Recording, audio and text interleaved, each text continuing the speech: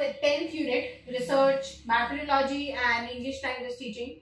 इस पोर्शन के अंदर, इस पर्टिकुलर पार्ट के अंदर we have to see that how to teach English language when it is a second language, right? So English language teaching as a second language, we have to read that when we are like we Indians, हम लोग English native speakers नहीं है, लेकिन अगर हमें English सीखनी है तो हमें कैसे सीखनी है, हमें उसके लिए क्या क्या करना है. When we have to teach English as a teacher to someone who doesn't understand English, the English is not their native language, then what to do, how, what are the methodologies we have to use to teach them.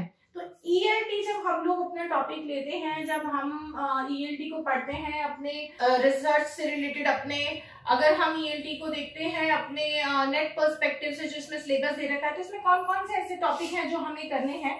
Mainly इसके अंदर जो आपके topics आते हैं वो बहुत ज्यादा wide topic इसके अंदर नहीं है, लेकिन ये ELT के अंदर आपका जो है 12 mechanical drills, because I am going to deal with all the perspective of ELT as well. अभी मैं आपको सिर्फ इतना बता रही हूँ कि इसमें हम लोग क्या क्या लेंगे. तो इसमें आएगा 12 mechanical drills. 12 mechanical drills are the teaching methods through which a non-native language can be studied. ठीक है, जो लैंग्वेज हमारी नेटिव लैंग्वेज नहीं है, हमें उसे एज अ सेकेंड लैंग्वेज पढ़ना पड़ता है. उसके लिए हमें लर्निंग मेथड्स यूज करने पड़ते हैं, टीचिंग मेथड्स यूज करने पड़ते हैं. उन सब की नॉलेज हमें इसमें चाहिए. तो that is called 12 mechanical drills of English language teaching. Then इसमें आता है second language acquisition.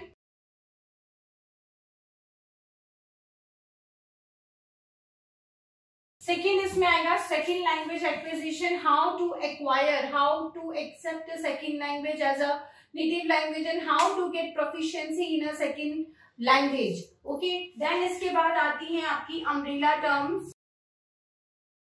Umbrella terms में आपके आ जाएंगे like ELT, IELTS, TOEFL, delta, Celta.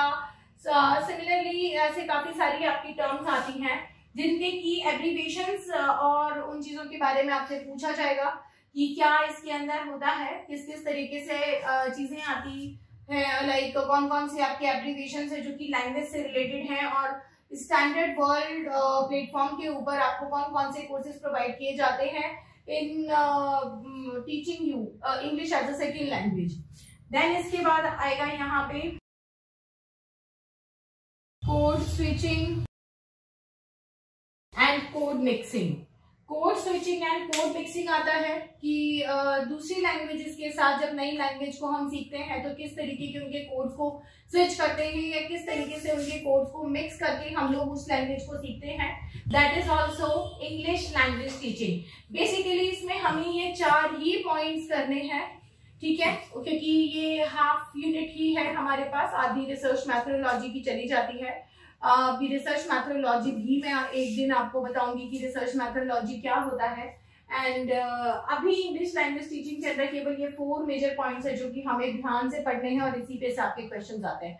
So for now just take a deep breath, start reading your ELT with these points. You can just search by yourself even, or if you want to learn it from me, and you have to stay tuned and subscribe my channel so that whenever I'll be teaching you all these points in detail, you will be able to acquire the knowledge with me, and you will get to know that how ELT works, what we have to understand in ELT, and how we have to learn a second language. Okay, so till then stay tuned and bye bye, take care.